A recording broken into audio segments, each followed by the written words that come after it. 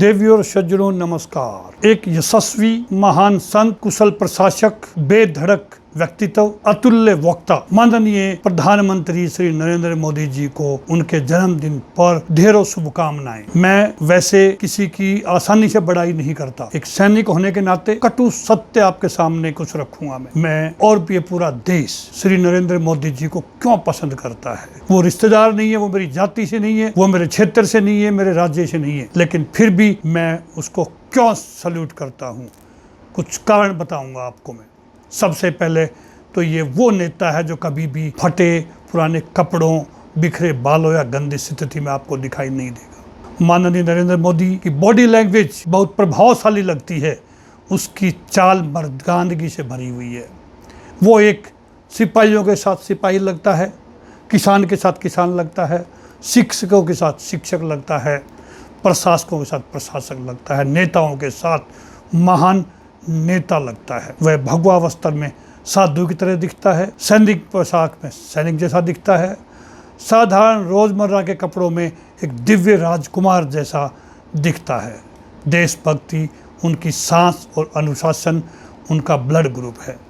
भले ही वे दुनिया के किसी भी महान शख्सियत के साथ खड़े हों, उनकी प्रतिभा मुट्ठी भर लगती है, अन्य प्रतिभाएं बौनी लगती है। उनका व्यक्तित्व महान लगता है, चाहे वो अमेरिकन राष्ट्रपति के साथ हो, चाहे रशियन प्रेसिडेंट के साथ हो, चाहे इंग्लैंड की महारानी के साथ में हो, लेकिन उनका व्यक्तित्व अलग ही दिखाई देता। हमें फ़ख्र है भारतवासी होने पर। हमने अतीत में ऐसा कोई नेता नहीं देखा जिसने चुनाव से पहले किए गए इतने असंभव वादों को भी पूरा किया हो, जिसमें खासकर 370 धारा को J&K से हटाना। देश के शीर्ष पर होने के बावजूद वे अपने परिवार पर बिल्कुल भी विशेष उपकार नहीं करते। उसके भाई बहन उसके आसपास कभी नहीं देखे जाते, बिल्कुल नहीं, क्योंकि उन्होंने देश के लिए अपने जीवन को समर्पित किया है। वे कभी एक भी छुट्टी नहीं लेता, कभी बीमार नहीं पड़ता, कभी कोई बहाना नहीं बनाता, कभी किसी प्रोग्राम को मिस नहीं करता जिसमें उनको आमंत्रित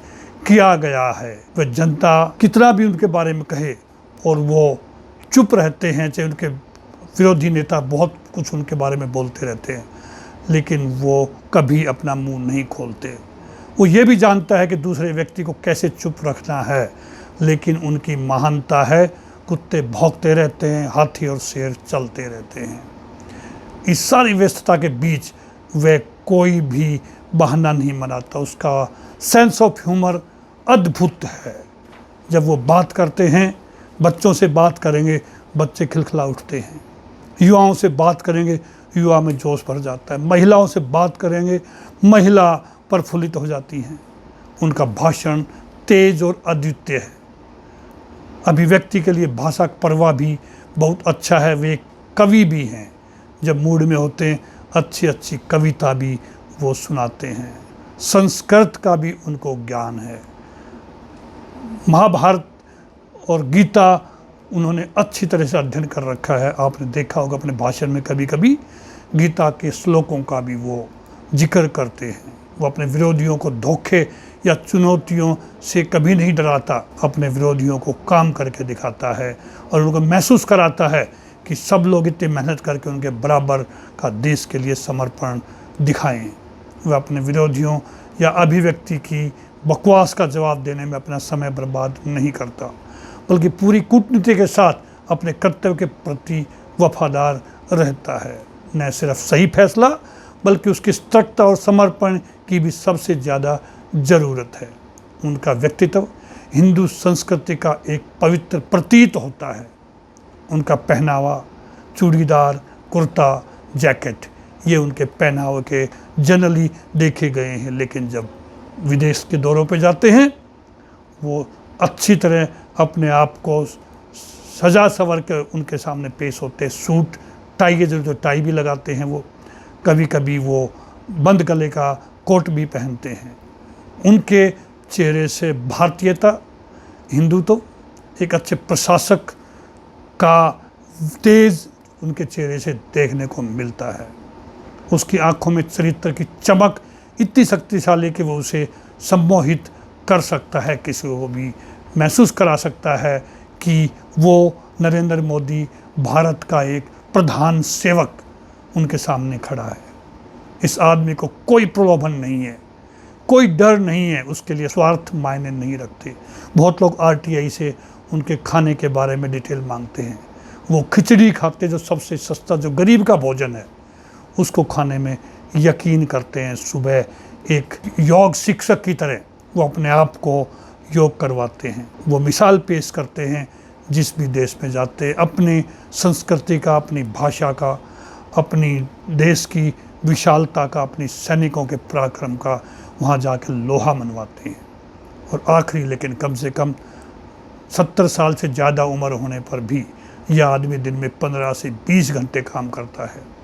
फिर भी हमने उसे कभी जम्हाई लेते या सुस्ती भरे वेश में उनको हमने नहीं देखा। वो सुनने में यकीन करते हैं, वो सीखने में यकीन करते हैं, अपने सलाहकारों से वो सीखते हैं, सुनते हैं, उनसे ज़्यादा सवाल नहीं करते। हर आदमी जो उनके साथ काम करता है उनको पूरी स्वतंत्रता देते हैं अपने विचार रखने की, अपना एक्सपीरियंस शेयर करने की, और देश के बारे में उनसे काफ़ी तजुर्बेकार लोगों से वो सीखते हैं, उनसे मार्गदर्शन भी लेते हैं, और देश को कहाँ से कहाँ पहुँचा दिया। आज हम 5 ट्रिलियन इकोनॉमी बनने का सपना देख रहे हैं। किसके नौबत? प्रधानमंत्री श्री नरेंद्र मोदी जी के कारण उन्होंने देश को इस शिखर पर ले जाके पहुँचा दिया है। यदि आप इस लेख के ऋणी हैं और आपको लगता है कि आपके प्रधानमंत्री अपनी जिम्मेदारियों को ठीक से निभा रहे हैं, तो आप ये संदेश उन सभी को भेज सकते हैं जो माननीय नरेंद्र मोदी जी को शुभचिंतक। अंत में नरेंद्र मोदी जी के लिए 2 शब्द में कहूँगा, न मैं गिरा न मेरे सपनों की मीनार गिरी, मुझे गिराने वाले कई कई बार गिरे। दुख जब नहीं हुआ जब मैंने जहर पिया, लोगों को दुख तब हुआ जब मैं जहर पी कर भी जिंदा रहा। मैं ऐसे यशस्वी प्रधानमंत्री को सल्यूट करता हूँ। जय हिंद।